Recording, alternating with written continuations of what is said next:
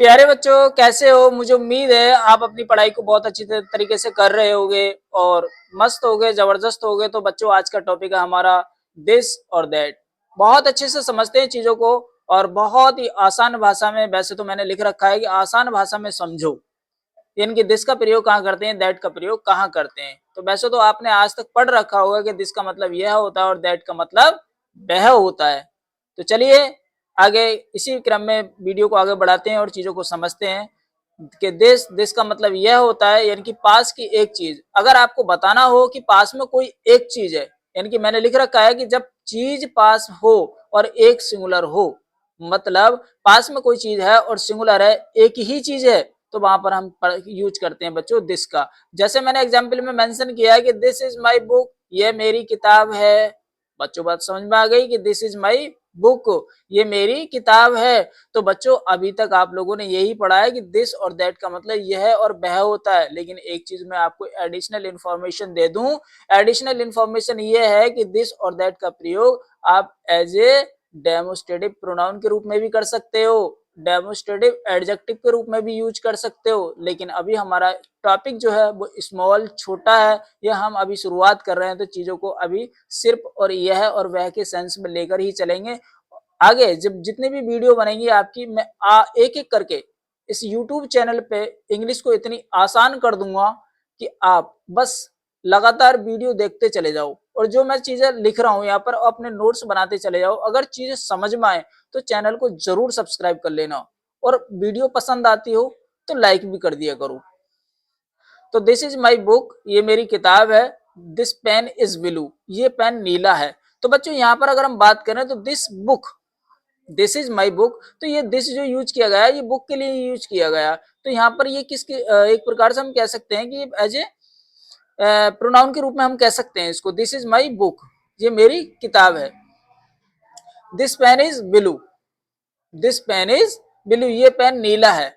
तो मुझे उम्मीद है कि यहाँ तक आपको चीजें समझ में आई होंगी कि दिस का प्रयोग कैसे करते हैं। जब पास में कोई चीज हो तो वहां पर दिस लगा दो। जैसे ये पेन है, अब मैं इसको इशारे से ही कह दूं कि ये पेन है, तो यहाँ पर हम दिस का प्रयोग करेंगे। अगर यही पेन अगर आप थोड़ा सा बढ़ा दूं मैं दूरी पर और आपका इशारा उंगली से इस तरीके से जाए तो वहां पर हम दैट लगाएंगे। तो इसी तरीके से दूसरा टॉपिक देखिए आपको, दैट। दैट का मतलब होता है वह, दूर की एक चीज। जब कोई चीज दूर हो, जब चीज दूर हो और एक सिंगुलर हो, तो समझ जाइए बच्चों किसका प्रयोग करते हैं, दैट का। दैट का प्रयोग करते हैं। घर में बहुत सारी चीजें होती हैं, पंखा छत पर लगा हुआ होता है तो आप बोल सकते हो that is fan, that is fan.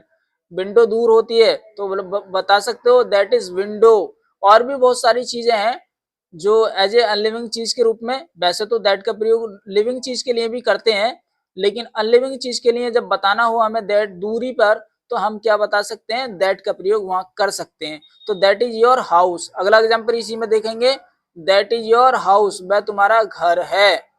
तो दैट का प्रयोग किया गया। घर दूर मतलब वह के सेंस में हमने दैट का यूज किया। इसी क्रम में देखिए आगे, that boy is very tall, वह लड़का बहुत लंबा है। तो यहाँ पर बॉय के बारे में बताया गया कि वह लड़का बहुत लंबा है। तो सीधी सी सिंपल सी बात कि दैट का प्रयोग वह के लिए और दिस का प्रयोग यह के लिए। और इनका थोड़ा सा एडिशनल इंफॉर्मेशन की बात करूं तो इनका उपयोग हम किस रूप में करते हैं, दिस का प्रयोग और दैट का प्रयोग एज ए डेमोस्ट्रेटिव प्रोनाउन के रूप में भी करते हैं और डेमोस्ट्रेटिव एडजेक्टिव के रूप में भी करते हैं। लेकिन वो आने वाली वीडियो में बताऊंगा आपको कि कहां पर डेमोस्ट्रेटिव एडजेक्टिव के रूप में यूज करेंगे और कहां पर डेमोस्ट्रेटिव प्रोनाउन के रूप में यूज करेंगे। लेकिन आप क्रमबद्ध तरीके से चीजों को लेकर चलेंगे, ऐसा नहीं कि एक ही क्लास में सारी चीजें समझा दें। तो वीडियो आप जो लगातार देखिए और देखने के बाद अपने नोट्स बनाइए और मैं ऐसी ही सारी चीजें बहुत ही हेल्पफुल वीडियो में आप लोगों को लाता रहूंगा। नोट मैंने लिखा है यहाँ पर, बोलते समय इशारा गेस्चर बहुत जरूरी है। यानी कि दिस बराबर का मतलब होता है पास और प्लस वन। कहने का मतलब यह है कि कोई भी चीज दिस के लिए जब यूज करते हैं तो सिंगुलर होना चाहिए, दूर होना चाहिए, एक होना चाहिए। दैट बराबर दूर, सॉरी यहाँ अगर मैं गलती से कर गया हूं तो दिस का मतलब पास होता है वन, एक चीज होनी चाहिए पास में। दैट बराबर दूर प्लस वन, एक होना चाहिए। तो यहाँ तक मुझे उम्मीद है कि दिस बराबर यह है और दैट बराबर वह है। पास में कोई चीज है तो दिस का प्रयोग करेंगे और दूर में कोई चीज है तो दैट का प्रयोग करेंगे। तो जहां तक मुझे उम्मीद है ये टॉपिक आपको समझ में आया होगा। चलिए बच्चों, तो इसी क्रम में हम आगे बढ़ते हैं और एक टॉपिक और समझते हैं दूसरा इसी वीडियो में। देखिए आपकी आंखों के सामने आपके स्क्रीन पर ये आया टॉपिक, जिसका नाम है use of these and those. तो बच्चों, दीज एंड दोज, यह ऐसे मान लीजिए कि जैसे दिस का प्लूरल दीज होता है, इसी प्रकार दैट का प्लूरल दोज होता है। तो आसान भाषा में समझें कि दिस सेम चीज है, कोई अंतर नहीं है, बस वहां सिंगुलर की बात थी और यहाँ प्लूरल की बात है। दिस जैसे आपने पढ़ा था पीछे, तो दिस का प्लूरल क्या होता है? दीज, और दैट का प्लूरल क्या होता है बच्चों? दोज। तो दीज का मतलब होता है ये पास की कई चीजों के लिए, एक से ज्यादा। प्लूरल मतलब एक से ज्यादा होनी चाहिए चीजें। दिस में तो हमने पढ़ा था केवल एक चीज होनी चाहिए पास में, लेकिन दीज में क्या पढ़ेंगे? उसमें होनी चाहिए एक से ज्यादा चीजें। तो एग्जाम्पल के तौर पर समझते हैं बच्चों। तो एग्जाम्पल आप देखेंगे यहाँ पर, ये आया example, these are my books, ये मेरी किताबें हैं। किताब नहीं पढ़ेंगे, किताबें हैं। पहली बात तो यहाँ पर एस लगा हुआ है, दूसरी चीज यहाँ पर दीज लगा हुआ है। तो ये दीज का मतलब निकलता है ये है। दूसरी तरफ दीज पेन्स आर न्यू, ये पेन नए हैं। तो देखिए पेन्स ऐसा लगा हुआ है, ज्यादा है, और दीज मतलब जब भी कभी बहुत सारी चीजों को पास में रखी हुई डिनोट करना हो, बताना हो कि ये चीजें हैं, तो वहां पर दीज का प्रयोग करते हैं। आइए बच्चों, दोज का प्रयोग समझते हैं।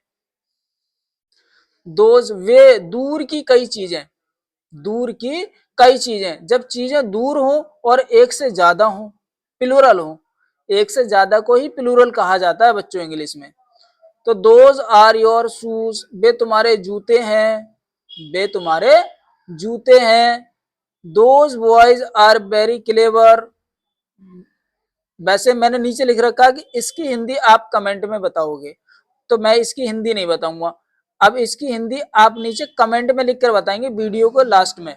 जब वीडियो आपने फुल देख लो तो लास्ट में बताओ कि आप those boys are very clever कि इसकी हिंदी क्या निकलती है। बात समझ में आ गई? तो यहाँ तक मुझे उम्मीद है वीडियो आपको समझ में आई होगी, और समझ में आई होगी तो आप बहुत अच्छी तरीके से चीजों को समझ पाए होंगे। तो वीडियो देखने के लिए बहुत बहुत धन्यवाद। Thank you.